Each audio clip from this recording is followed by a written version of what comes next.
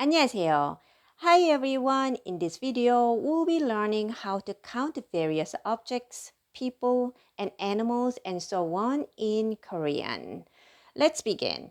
In Korean, there are two different number systems, sino numbers and native numbers. When we count things, we use native numbers. If you are not sure what native numbers are, please visit my separate video down below to learn more about native numbers first and come back to this video. Because in this video, not only you need to know native numbers first to begin with, and in this video, we will be talking about how to use counter. In Korean language, we use counter after number whenever we count something. And we have different kind of counters that you need to use depending what you are counting. Counter comes after number. So here, can you count these people? So two people, that's how you should count, right? When you say 둘, you are not right because there's a no counter after number. You might have heard 개. People count like 둘 개. Wrong. I will explain why just a little bit later. 두 개, 한 개, 두 개, 세 개. You might have heard of it. 두 개 in this case, wrong. 두 명, it is correct because 명 is the proper counter to count people. So here I will show you what counters we have in Korean language that you can use everyday life. And when you count something, what you should do is you have your nouns, indicating what you are counting first. And then you're going to put number, how many you have, and then counter depending on what you are counting.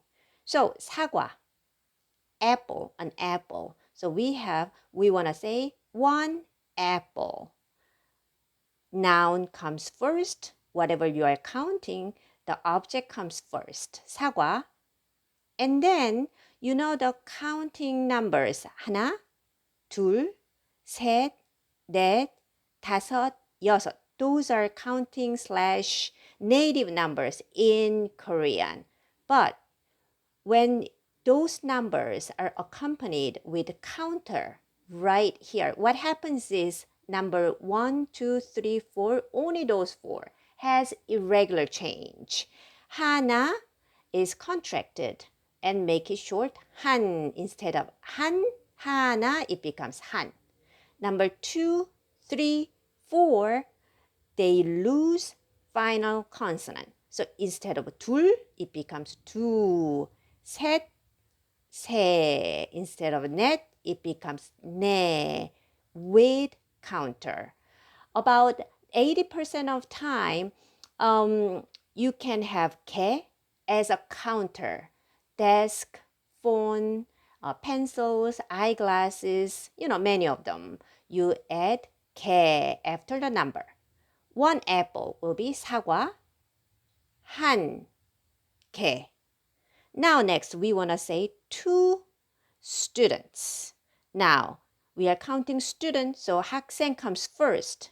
And two, 둘, in native number. But then, as I said, because the irregular change, it loses final consonant, two.